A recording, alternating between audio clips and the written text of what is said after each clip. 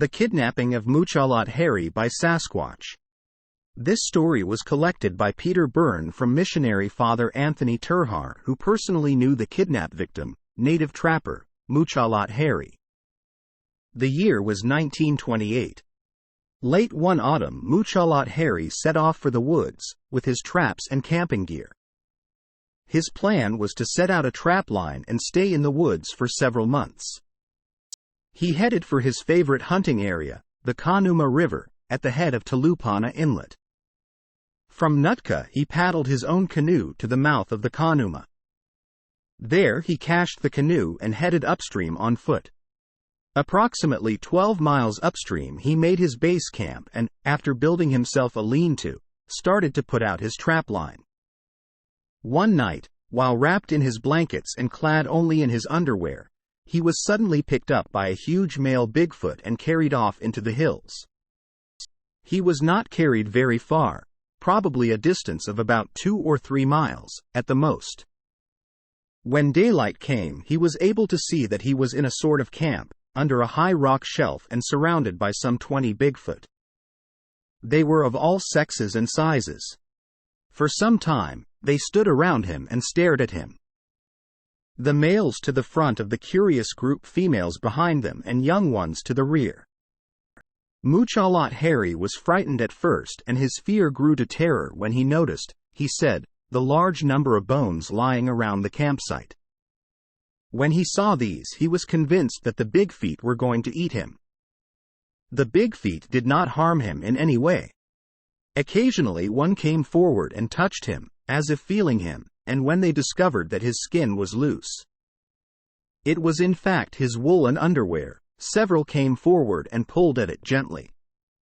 While they looked at him and examined him, Muchalat Harry sat with his back to the rock wall and did not move. He was cold and hungry, but his thoughts were only on escape. Sometime in the late afternoon, curiosity on the part of the Bigfeet seemed to slacken, and with most of the Bigfeet out of camp, probably food gathering, he thought, there came the opportunity that he needed.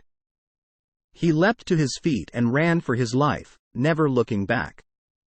He ran downhill, toward where he guessed the river to be, and sure enough, he soon came to his campsite.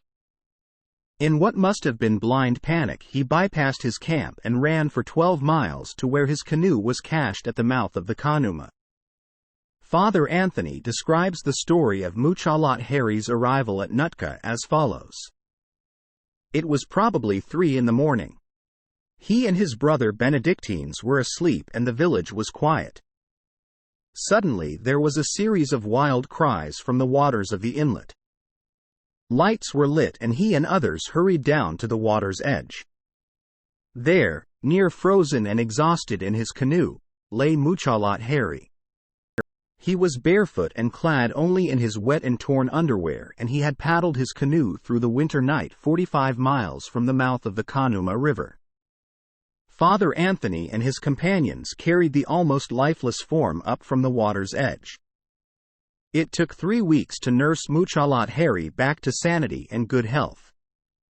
Father Anthony, who took him into his own care, did the nursing, and he told me, Peter Byrne, that during the course of these 3 weeks, Muchalat Harry's hair turned to pure white.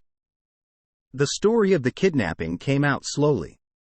At first Muchalat Harry would talk to no one. Then he told Father Anthony what had happened and, later, others. When he was fully recovered to health, he was asked when he planned to go back to collect his belongings. The camp equipment, his pots and pans, his trap line, and above all, his rifle, at the lean-to on the Kanuma. In 1928, a trap line and all of its pieces must have been worth a great deal to an island Indian. A rifle alone would be regarded as a highly prized possession. But Muchalat Harry never went back to the Kanuma. Not only did he never return there.